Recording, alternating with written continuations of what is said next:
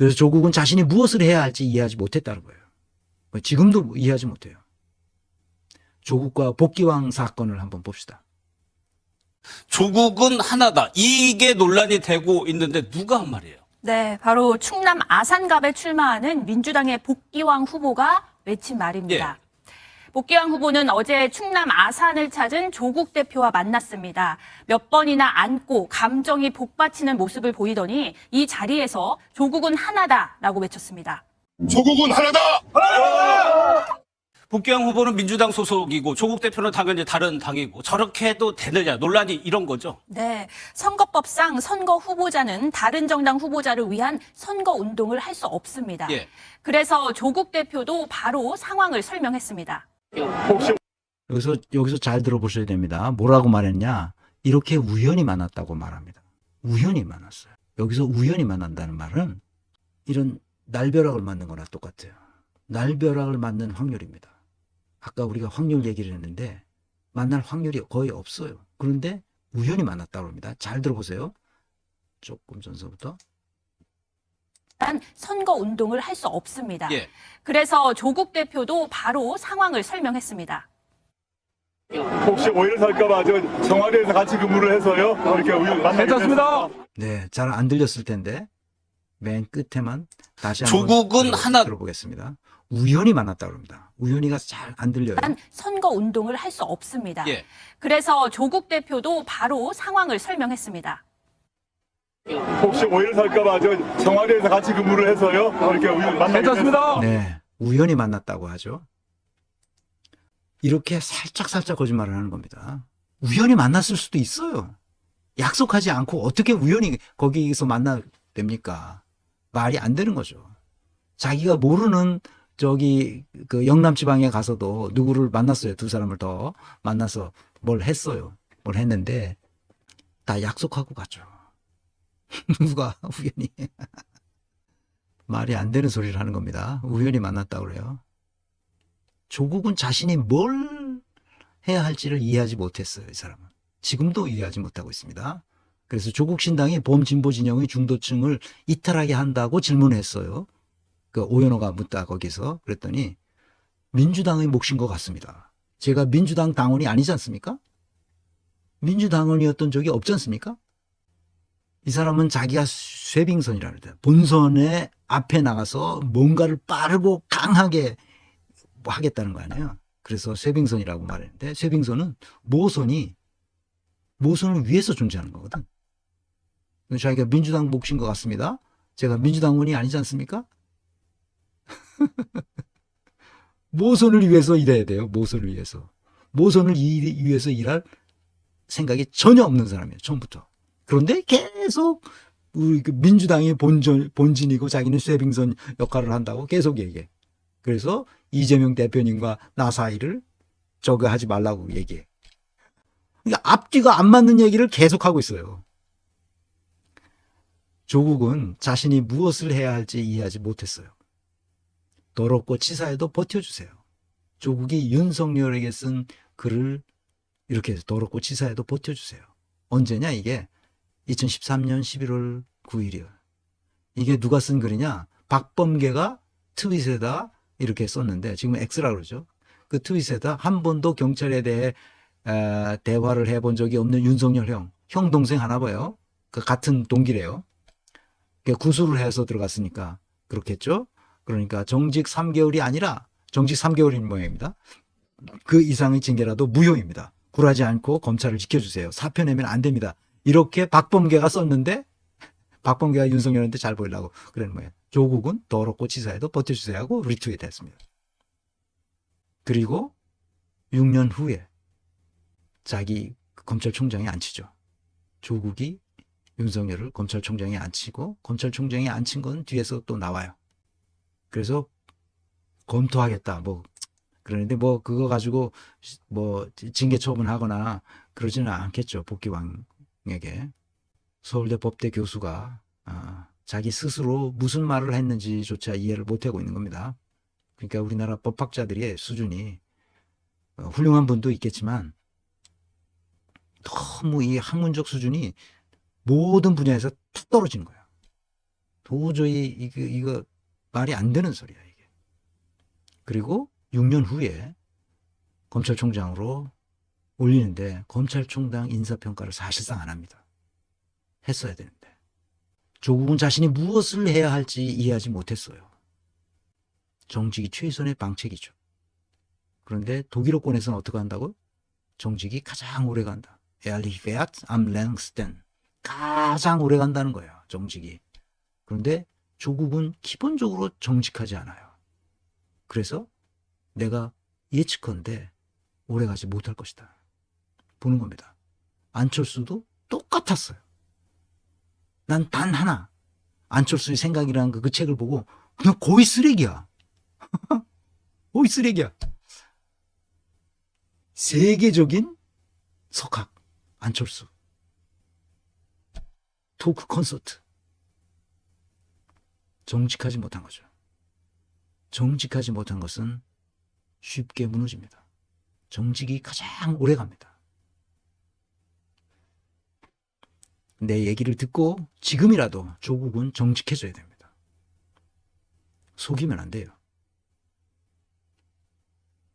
조국은 자신이 무엇을 해야 할지 이해하지 못했습니다.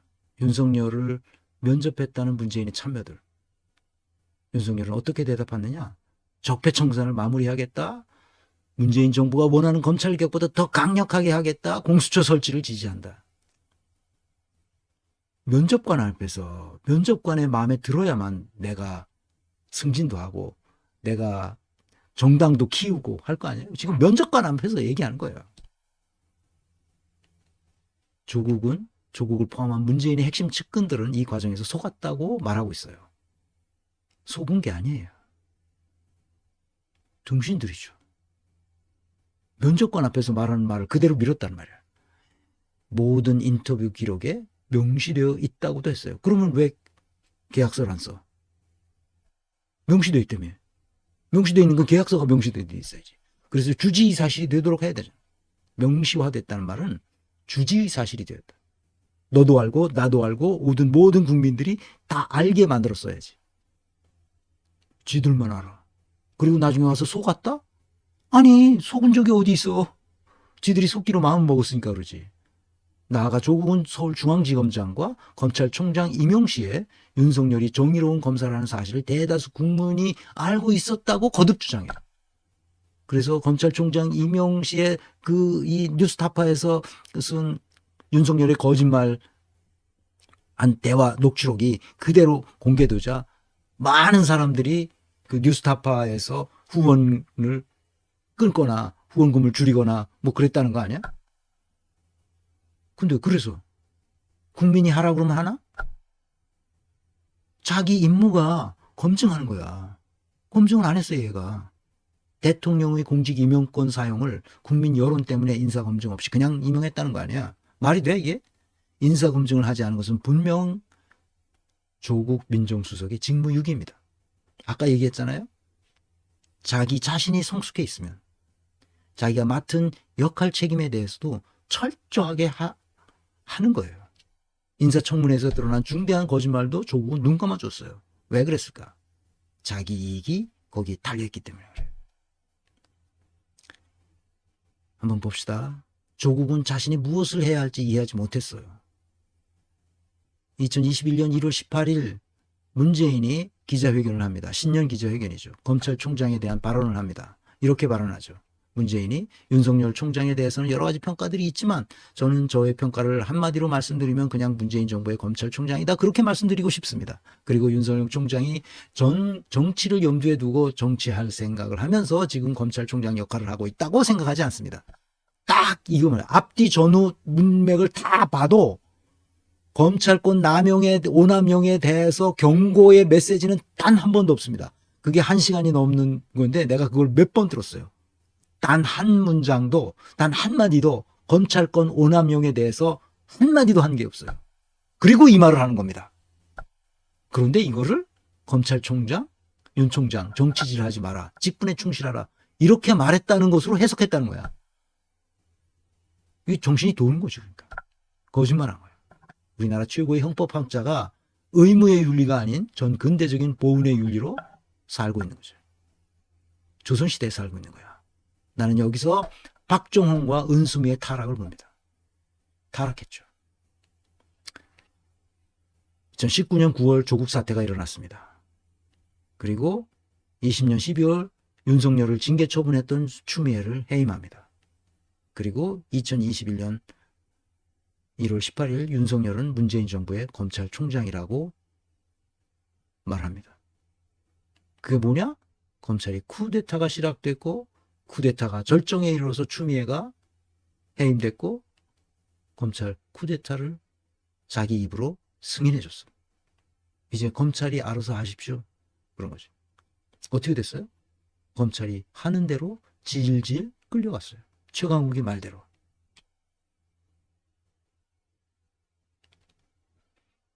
조국은 자신이 무엇을 해야 할지 이해하지 못했다. 이 과정을 한번 요약해보면 이렇습니다. 2018년 8월 특수부 43명 있어요. 20명대 있던 것을 43명까지 최대한 풀 파워로 마음껏 할 수 있도록 키워줬어요. 그래서 어떻게 됐나요? 서울 중앙지검장의 파워가 하늘을 찔렀죠. 19년 7월에 검찰총장으로 임용됩니다. 그리고 9월에 조국 사태가 나죠. 이제 쿠데타를 시작한 겁니다. 쿠데타가 절정에 이르렀죠. 윤석열 징계 처분은 2000년 12월에 해임을 합니다. 그리고 후임 나올 때까지 1월 달에 박범계가 인수인계를 받죠. 법무장관. 그리고 쿠데타를 승인합니다. 조국이 쿠데타를 일으키도록 잠재력을 풀파워로 높여놓고 자기가 물러납니다. 그것을 이어서 검찰 개혁을 하고 윤석열을 징계 처분하려고 했는데 쿠데타가 절정에 이르자 추미애를 잘라버립니다. 그리고 문재인이 쿠데타를 승인하죠. 이 과정을 검찰 국가의 탄생이라는 책에서 상세히 기록하고 있습니다. 이춘재 기자가 쓴 거죠. 개혁이 뭐라는 것을 전혀 이해하지 못했어요. 검찰이 이미 잘하고 있는 특수수사의 하나여 검찰의 직접 수사를 인정하는 것이 검찰개혁의 하나라는 취지로 말했어요. 검찰이 잘하고 있는 수사는 적폐수사였는데 그 수사를 잘하고 있기 때문에 그것이 검찰개혁이라는 거예요. 머리가 도른 거죠. 그래서 어떻게 됐습니까? 검찰개혁의 의지가 강했던 인물들을 발탁해야 한다는 조언도 지켜지지 않고 다 팽당했죠. 그 사람들은. 이미 마스터 플랜을 놓고 기다리고 있는데 아무도 불러주지 않으니까 허사가 된 거죠. 뭐냐? 시스템적 사고, 나아가 조직론적 사고를 할 수 있는 능력이 없는 사람이라는 것이 여기서 발견되는 거죠. 시대 정신도 역사의식도 없는 사람들은 그가 하는 화려한 언행에 다 속아 넘어가고 있는 겁니다. 조국은 자신이 무엇을 해야 할지 알지 못했어요. 이진동이 한 뉴스버스에 나와서 대담을 합니다. 인간은 누구나 속세의 욕망을 가져요. 아니라면 거짓말이죠. 자기는 아니었다고 말하는데 그것은 말도 안 되는 얘기예요. 조국을 대통령 만들어주고 싶다고 누가? 최강욱이 인터뷰를 해서 그런 얘기를 쭉 합니다. 그거를 그대로 들어보겠습니다. 보통 공직기관 비서관이 예. 그렇게 스크린을 해가지고 이게 부정적으로 이렇게 평가가 되면 예. 안 되는 거 아닙니까? 예, 그렇죠. 근데 어떻게 됐습니까? 윤석열 검찰총장. 일단은 기본적으로 당시에 검찰총장 후보로 물망에 올랐던 검사들의 네. 보편적인 수준이라고 하는 것이 네. 일반적인 공직자의 수준으로 놓고 보면 네. 그 선을 넘어갈 수 있는 사람이 하나도 없습니다. 네. 그 정도로 검찰에 오래 몸담고 있는 사람들의 어떤 도덕적인 측면이나 이런 것들이 좀 상상률이 심각한 수준이라고 말씀드릴 수 있고, 네. 그러다 보면 예전에 저희가 학교 다닐 때 왜 수학시험 같은 게 좀 어렵게 나와서 평균 점수가 너무 낮으면 그걸 재시험 보기도 그렇고 하니까 선생님이 왜 일괄적으로 반 점수를 이렇게 네. 올려주시는 경우가 있잖아요. 예. 그런 꼴이 되는 거예요. 검사는 인사검증을 할 때마다. 네. 그리고 이제 당시에 윤석열 검사라는 사람은 검찰총장이 되기 위해서 적극적으로 요로에 있는 여러 사람을 속였죠. 그러니까 음. 검찰개혁에 앞장서겠다. 네. 뭐 공수처의 기능을 강화하고 적극 협조하겠다. 네. 수사 기소는 반드시 분리돼야 된다. 검찰이 더 이상 직접 수사를 하면 안 된다. 뭐 그 얘기가 만약에 녹음되어 있는데 그거를 본인한테 틀어주면 정말 가관일 겁니다. 아, 녹음이 돼 있습니다. 아니요. 그런 건 아닌데 너무나 심한 거짓말들을 여러 군데서 네. 많이 하고 다녔기 때문에 네. 마음에도 없는 말을 그렇게까지 음. 하면서 할 줄은 몰랐죠. 그리고 당시에 국민의 여론이 윤 검사가 굉장히 정의로운 검사다라는 식으로 인식하고 있었던 그런 여론이 있지 않습니까? 네. 그런 걸 또 최대한 활용을 한 측면이 네. 있고. 그 앞서 이제 나오셨던 이성용 검사장은 예. 본인도 이제 들었다는 취지로 예. 얘기를 하면서 대통령 앞에서는 검찰 개혁에 적극적일 예. 것처럼 예. 했는데 오히려 나중에 뒤돌아서서 반대로 갔다. 그렇죠. 반대 행보를 보였다 이 말씀을 하시더라고요. 네. 근데 실제 그랬던 모양이죠. 대통령께 직접 뭐 가서 그럴 기회는 없는 것이고 네. 대통령실의 다른 참모들에게 아마 그런 식의 얘기를 네. 계속 전하고 또 답하지 않았나 그렇게 네. 알고 있습니다. 네. 당시에 검찰총장 인사가 물론 국무위원회 인사가 다 중요합니다만 네. 당시 시적인 여러 배경들에 비춰서 검찰총장의 인사가 굉장히 중요한 이슈였잖아요. 네. 그러니까 민정수석실의 의견만 가지고 네. 결정되는 구조가 아니었다는 게 많이 아쉽죠.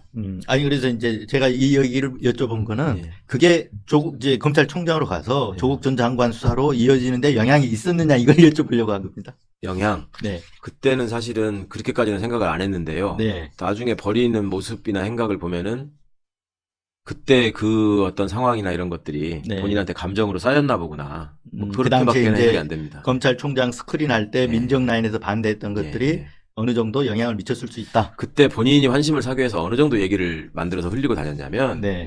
윤석열 중앙지검장이 자기 측근들이나 수하들을 만나서 나는 조국 민정수석 같은 사람이 대통령이 됐으면 좋겠다. 나는 조국이 대통령 되기를 원한다.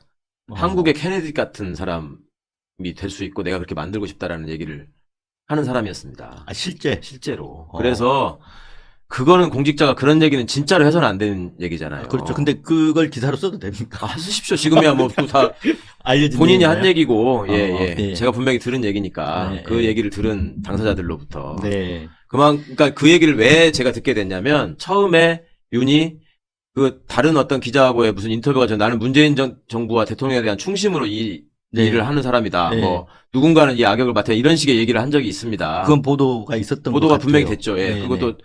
자기가 소위 매체로는 그때 경향신문이었고. 네. 근데 그 기자 본인은 당시에 검찰 소스를 많이 받아가지고 저기 하는 그 기자라고 알려진 기자였던 걸로 제가 기억하는데. 네. 그러니까 그런 식의 일종의 플레이를 계속 했는데 그때 사건 초반에 얘기했던, 그러니까 윤이 감정을 가지고 이게 다른 뜻으로 하는 게 아니고 어거지를 쓰는 게 아니다라는 거를 설득하기 위해서 네.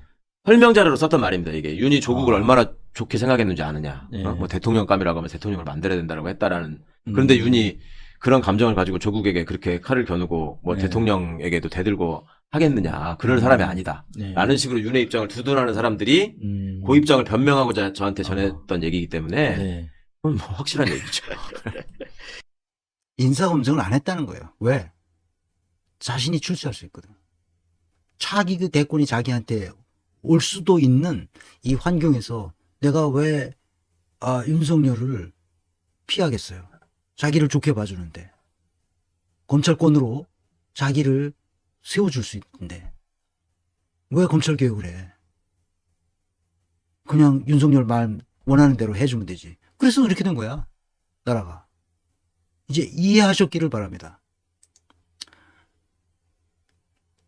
자기 이익 앞에 자기 직무를 놓아버린 겁니다. 그거 이외에는 다른 해석이 불가능해요. 내가 계속 얘기하지만 적폐는 수사로 청산되는 게 아닙니다. 적폐는 구조와 시스템을 바꿔야 되는 거예요. 구조와 시스템을 바꾸는 것과 사람의 적폐를 정리하는 것과는 전혀 다른 개념이에요. 그걸 모르고 있었다는 거예요. 말이 돼 이게? 자, 다음번 보시겠습니다. 요거는 윤석열 검찰총장을 임명하는 것에 왜 결사적으로 반대하지 않았는지, 아니 우호적이었는지를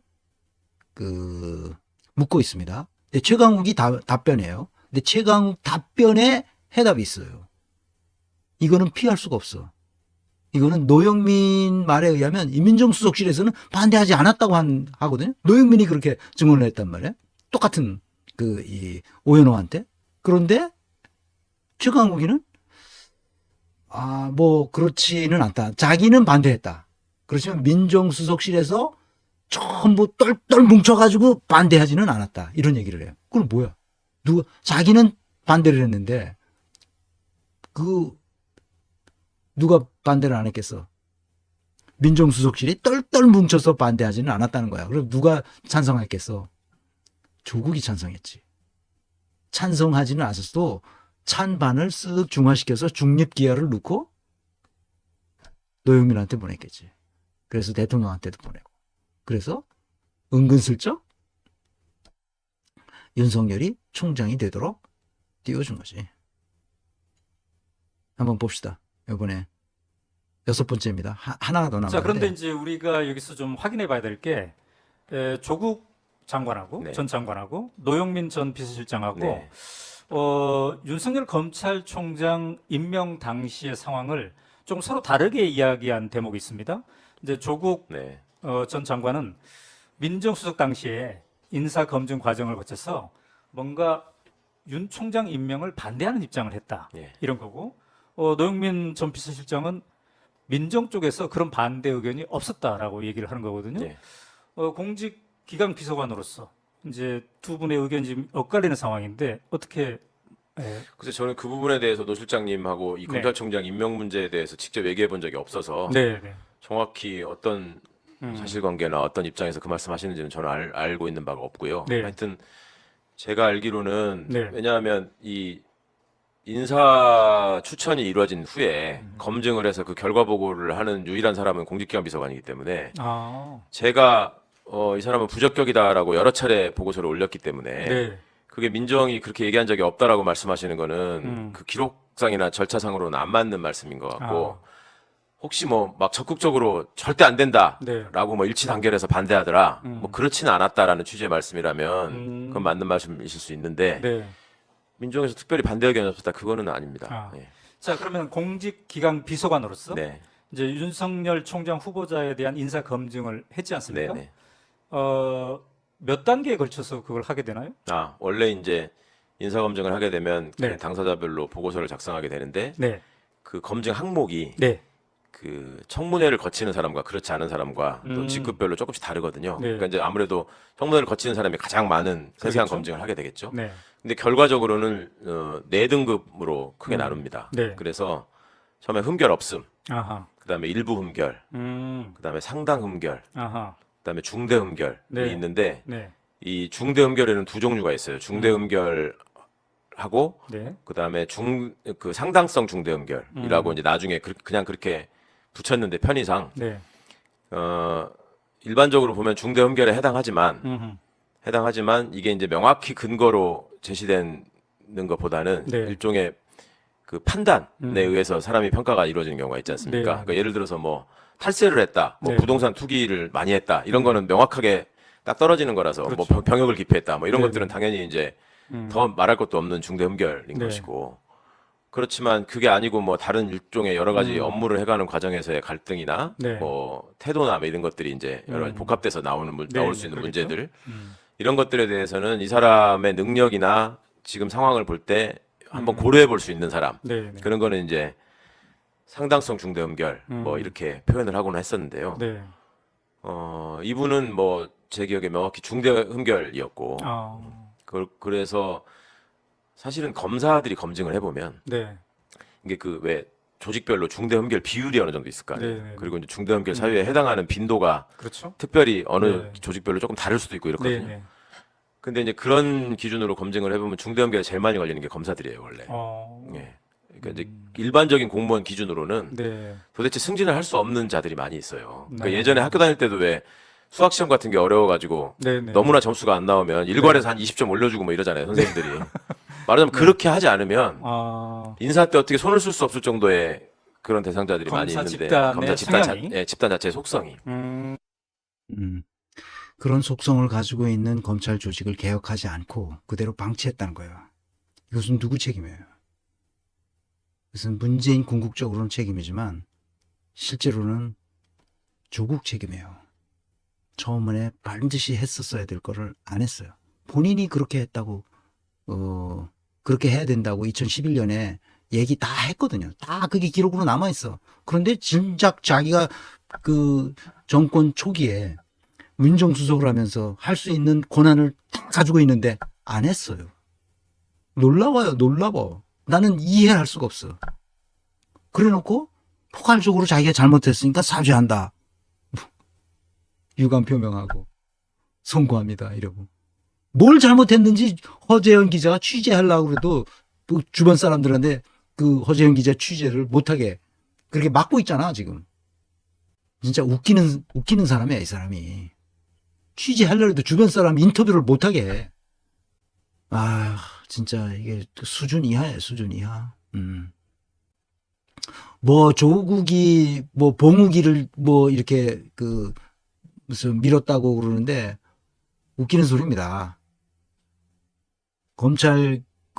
검찰총장 인사추천위원회에다가 가가지고 최혜정 후보에 꼭 윤석열을 넣어달라고 부탁한 사람이 누구냐? 조국이야. 문재인의 명을 받아서 그렇게 했겠지. 그러니까 윤석열을 처음부터 자기와 같이 뭔가 도모하겠다고 생각하고 여기까지 온 거야. 안타깝지. 그래서 나라가 이렇게 된 겁니다. 이게 조국이 모든 책임을 지는 건 아니지만 모든 책임이야 물론 문재인한테 있지만 조국이 상당한 역할을 했다고 말할 수 있어요. 그래서 조국은 정직 성실성에서 진리를 말하지 않고 있고 진실이 아닌 것을 지금 어떻게든지 눌러보려고 노력하고 있다는 것이 분명해 보입니다. 자기가 진실한 상황을 다 하면 취재할 게 없잖아. 취재하려고 해도 못하게 해. 뭐야 이게. 대인 이해력이 없어요. 사람을 보는 눈이 없고 그 상황을 판단하는 능력이 없어요. 그걸 조직인지라고 하죠. 조직 내에 무슨 다이나믹스가 벌어지고 있는지 전혀 모르고 있단 말이죠. 지금 많은 사람들이 조국 따라가는 사람들이 우리나라에서 지금 정치판에서 어떤 다이나믹스가 있는지 나는 정치판 근처에도 안 가는 사람이 봐도 아는데 그걸 모르고 거기 따라가고 있어. 이거 얼마나 안타까운 일이야. 조국을 따라가면 안 된다니까 내가 계속 얘기해도. 정직하지 않아 일단. 쓱 거짓말을 한다고. 그러니까 미래지향성이 없잖아. 그런데 이런 아주 기초적인 정직 성실성이 없는 사람한테 우리가 어떻게 리더십을 맡기냐고. 말이 돼 이게?